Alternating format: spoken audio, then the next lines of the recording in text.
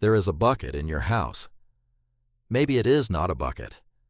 Maybe it is a door you have to lift slightly to close, or a burner that only lights if you hold it, or a route you take to work that adds 9 minutes because of a turn you do not like making.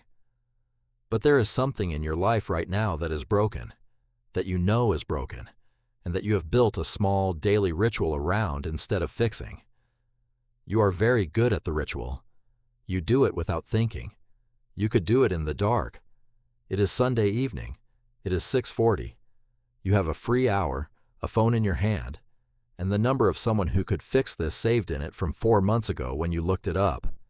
You are not going to call, and you are not going to call next Sunday either, and some part of you already knows that, which is why you are not even really pretending anymore. Here is what you tell yourself. When it gets bad enough, I will deal with it. You have been telling yourself that for 8 months. Notice what you have actually built. Not nothing. That is the part people get wrong about this. You did not sit still for 8 months. You worked. You worked out which floorboard makes the noise, and you step over it now. You learned exactly how long you can leave it before it becomes a problem. You have a system for emptying it. You have an order you do things in. You warn guests. You have a whole sentence for it, and you say the sentence in a light voice, and people laugh, and the laugh is the reward, and the reward is what keeps the sentence alive. You have priced it. You know roughly what fixing it costs, because you looked it up at 2 in the morning about 5 months ago, and then you closed the tab and never looked again. And you have a folder somewhere, physical or digital, with one saved link in it and nothing else. That is not laziness. Laziness would have been easier. Laziness would have meant the thing simply got worse until it forced your hand. What you did instead was harder and smarter and much more expensive. You engineered a life in which the broken thing does not have to be fixed. You are extremely competent. That is the problem. Here is a thing that is true and does not feel true. You are not waiting for it to get bad enough. You cannot wait for that, because bad enough is not a fixed point. It moves. It moves at roughly the speed of the problem. Every week you live with the thing. Your sense of normal shifts to include it. The bucket is startling on day 1, mildly annoying by week 3, and by month 6 it is simply where the bucket goes. Nothing about the leak has improved. Your reaction to it has. That is what people mean when they say you get used to things. It is one of the most reliable findings there is about how humans work, and it is not a weakness. It is why you can live near a train line, or work a job that would have horrified you at 22, or stop noticing a smell in your own home that visitors notice in 4 seconds. Adaptation is what makes a hard life survivable. It is also what makes a broken one permanent, because the threshold you are waiting to cross is not sitting still, waiting for the problem to reach it. It is walking backwards at exactly the same pace, staying just out of reach for as long as you can keep up. And you can keep up for a very long time. You have already proved that. There is a story people tell about this. Put a frog in boiling water and it jumps out. Put it in cool water and heat it slowly and it sits there until it dies, because it never notices the change. Everyone has heard it. It gets used in every book about complacency. It is not true. Frogs are not stupid. Test it, and the frog leaves, exactly when you would expect it to. The reason the story survives is not that it describes frogs. It is that it describes something people recognize in themselves and want a name for. We kept a false story alive for a century because the feeling it pointed at was real. But look at what the story gets wrong, because it matters.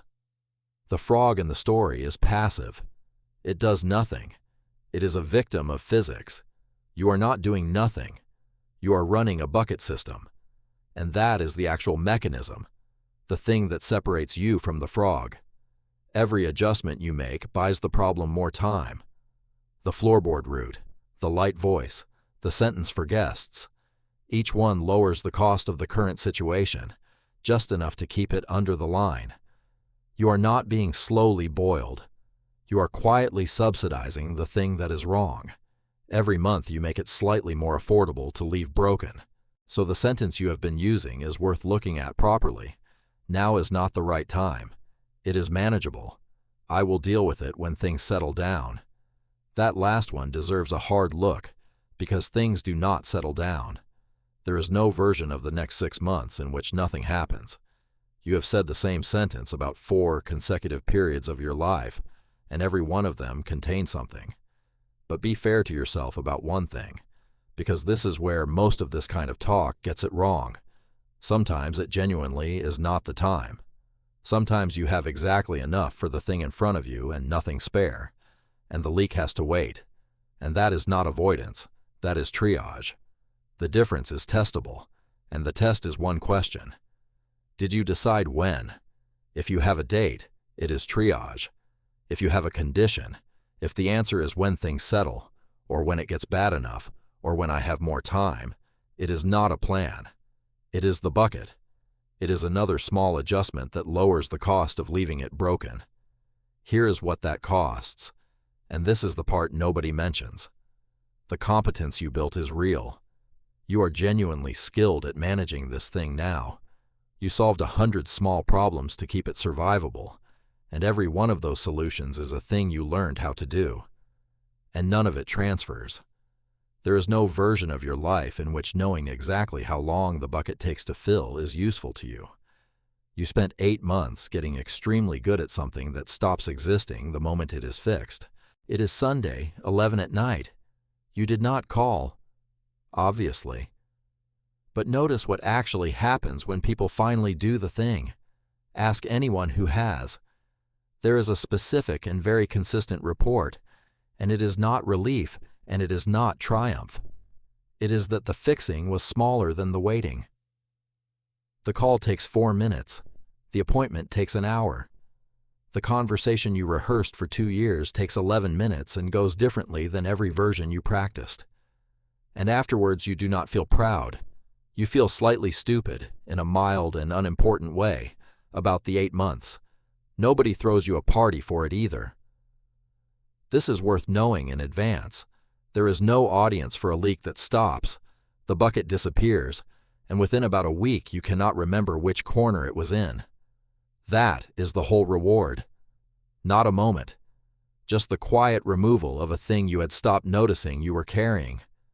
So it will not get bad enough. It was never going to.